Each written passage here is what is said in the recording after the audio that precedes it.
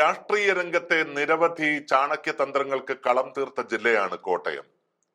മുൻ മുഖ്യമന്ത്രി ഉമ്മൻചാണ്ടി മുതൽ നിരവധി രാഷ്ട്രീയ നേതാക്കന്മാർക്ക് തങ്ങളുടെ രാഷ്ട്രീയ പ്രവർത്തന ഗോതയിൽ വളക്കൂറായ മണ്ണാണ് കോട്ടയം.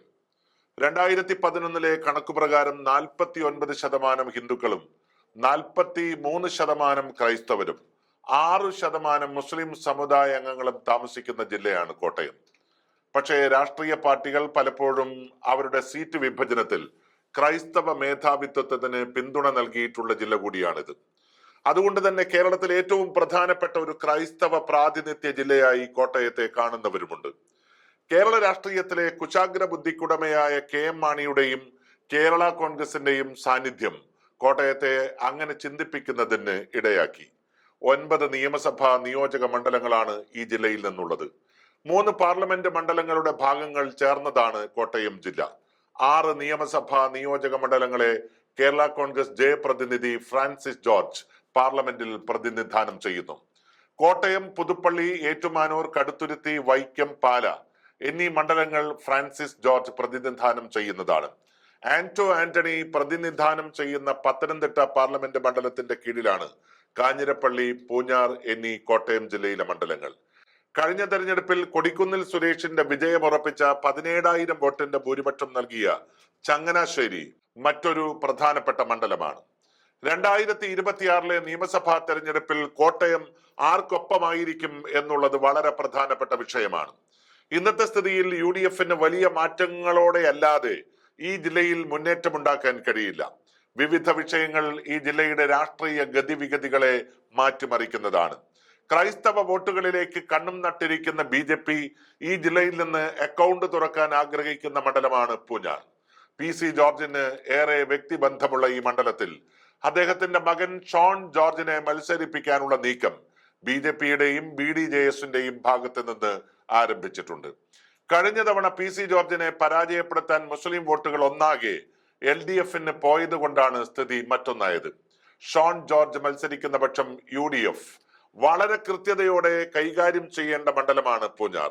33,000-ത്തിലധികം മുസ്ലിം വോട്ടുകളുള്ള ഈ മേഖലയിൽ അവരുടെ വോട്ടുകൾ ക്രോഡീകരിക്കാൻ കഴിയുന്ന, അതിനപ്പുറം മറ്റു സമുദായങ്ങൾക്ക് സ്വീകാര്യനായിട്ടുള്ള ഒരു സ്ഥാനാർത്ഥിയെ പൂഞ്ഞാറിൽ നിർത്തേണ്ടിയിരിക്കുന്നു. കോൺഗ്രസിന് അതിന് പറ്റിയ ഒരു സ്ഥാനാർത്ഥി എല്ലാ കാലത്തും ഈ മണ്ഡലത്തിൽ ഉണ്ടായിരുന്നു. പക്ഷേ എന്തുകൊണ്ടോ പാർട്ടി ഒരിക്കലും അദ്ദേഹത്തെ പരിഗണിച്ചില്ല.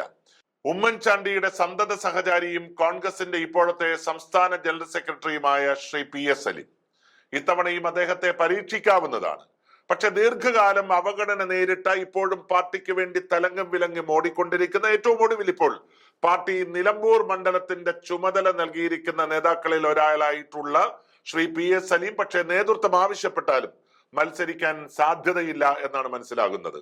പൂഞ്ഞാർ നിയോജക മണ്ഡലത്തിന്റെ ഭാഗമായിട്ടുള്ള എരുമേലി ജില്ലാ പഞ്ചായത്ത് ഡിവിഷനിൽ നിന്ന് 8,000 വോട്ടിന് വിജയിച്ച സലീമിന്റെ ചരിത്രം പിന്നീട് ആർക്കും അവിടെ തിരുത്താൻ കഴിഞ്ഞിട്ടില്ല. പൂഞ്ഞാറിൽ നിലവിലെ MLA സെബാസ്റ്റ്യൻ കളത്തിങ്കൽ തന്നെയായിരിക്കും LDF സ്ഥാനാർത്ഥി. ഒരുപക്ഷെ കേരളത്തിൽ ശക്തമായ ത്രികോണ മത്സരത്തിന് സാധ്യതയുള്ള മണ്ഡലങ്ങളിൽ ഒന്നാണ് പൂഞ്ഞാർ. ശ്രദ്ധേയമാകുന്ന മറ്റൊരു മണ്ഡലമാണ് ചങ്ങനാശ്ശേരി. കേരളത്തിലെ A ഗ്രൂപ്പിന്റെ ഇപ്പോഴത്തെ സമുന്നത നേതാവും കണ്ണൂർ ജില്ലയിലെ ഇരിക്കൂറിൽ നിന്ന് ദീർഘകാലം MLA ആയും മന്ത്രിയുമായിരുന്ന ശ്രീ KC ജോസഫ് ചങ്ങനാശ്ശേരിയിൽ മത്സരിക്കാൻ തയ്യാറാകുന്നു എന്ന വാർത്തകളാണ് ഇപ്പോൾ പുറത്തു വരുന്നത്. ഇപ്പോൾ കേരള കോൺഗ്രസിന്റെ കയ്യിലുള്ള ഈ മണ്ഡലം വെച്ചുമാറാനുള്ള നീക്കങ്ങളും സജീവമാണ്. ജോസഫ് വാഴക്കൻ ഇത്തവണയെങ്കിലും നിയമസഭയിൽ എത്തണമെന്നുള്ളത് നിരവധി ഉന്നത നേതാക്കന്മാരുടെ ആഗ്രഹമാണ്. അദ്ദേഹത്തിന് സുരക്ഷിത മണ്ഡലം എന്നുള്ള രീതിയിൽ ചങ്ങനാശ്ശേരി ആഗ്രഹിക്കുന്നുമുണ്ട്.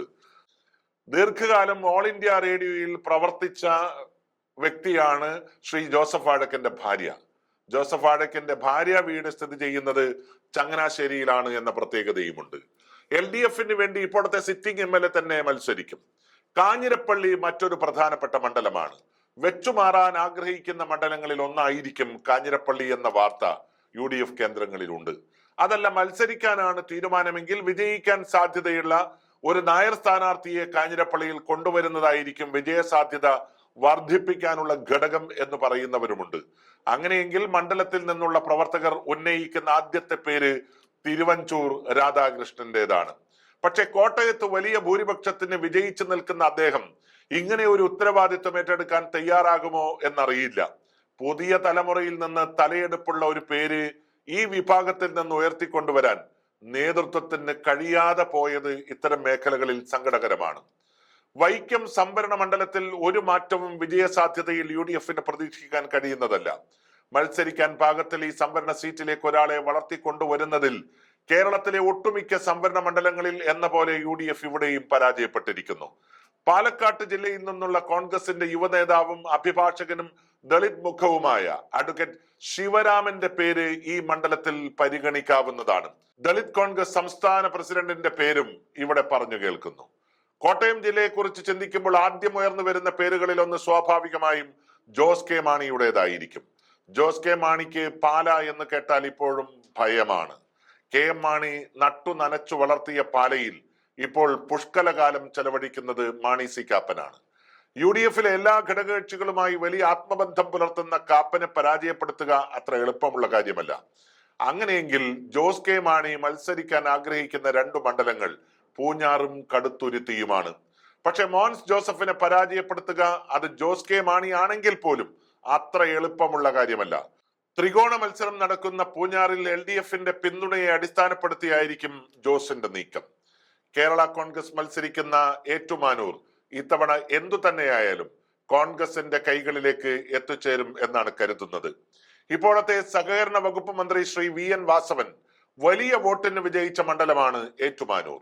എന്നാൽ കോൺഗ്രസിന് ഈ മണ്ഡലം ലഭിച്ചാൽ വിജയം UDFനൊപ്പമായിരിക്കുമെന്ന് കരുതുന്നവർ ഏറെയാണ്. പ്രാദേശിക നേതാവ് G Gopakumar, DCC president Nattakam Suresh, Tomy Kallani, Joseph Vazhakkan എന്നിവരുടെ പേരുകൾ എല്ലാം നിറഞ്ഞു നിൽക്കുന്ന മണ്ഡലമാണ് ഏറ്റുമാനൂർ. അതിശക്തമായ മത്സരം നടക്കുന്ന ഈ ജില്ലയിൽ കഴിഞ്ഞ തവണ ലഭിച്ച സീറ്റുകളിൽ ആർക്കെന്ത് വ്യത്യാസമുണ്ടാകും എന്നുള്ളതാണ് പ്രധാന വിഷയം. 4-ൽ നിന്ന് UDFന് 7-ലേക്കെങ്കിലും സീറ്റ് വർദ്ധിപ്പിക്കണമെങ്കിൽ നമ്മൾ നേരത്തെ സൂചിപ്പിച്ച ചില വെച്ചുമാറ്റലുകൾ അനിവാര്യമാണ്.